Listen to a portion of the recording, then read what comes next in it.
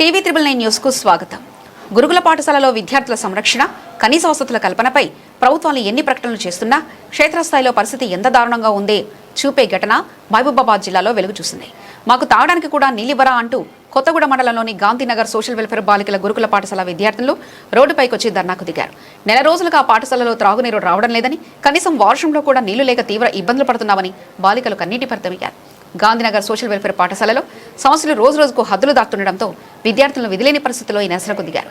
స్కూల్లో వాటర్ పంపు పాడైపోయిందని, దీన్ని రిపేర్ చేయించడానికి తాము ఉపాధ్యాయులను బ్రతిమాలిడితే యాజమాన్యం బాధ్యతారాహిత్యంగా వ్యవహరిస్తుందని విద్యార్థులను ఆరోపిస్తున్నారు. పంపు రిపేర్ కోసం తమనే తిరిగి డబ్బులు ఇవ్వాలని టీచర్లు వేధిస్తున్నారని విద్యార్థులు ఆవేదన వ్యక్తం చేశారు.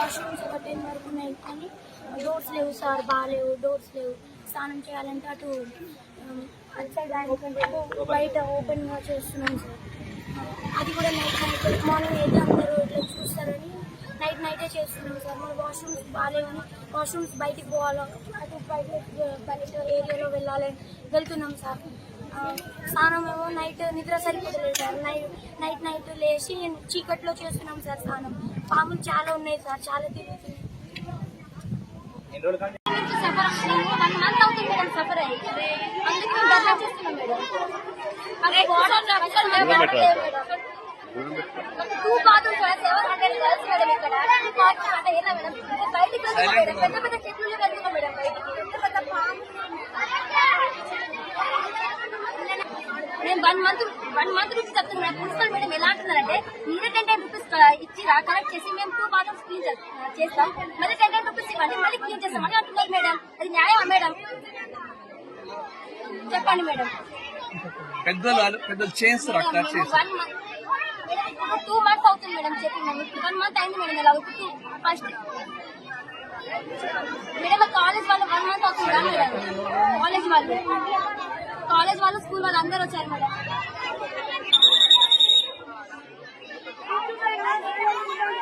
మేడం మాకు ఏదో ఒక న్యాయం జరగాలి మేడం. మేము 1 month నుంచి మేడం న్యూ జాయిన్ చెల్లె వాళ్ళు కూడా వచ్చారు ఫస్ట్ వాళ్ళు చాలా సఫర్ అవుతున్నారు madam.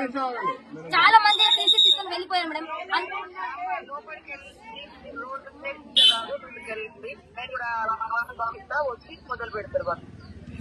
Okay ma'am, thank you ma'am.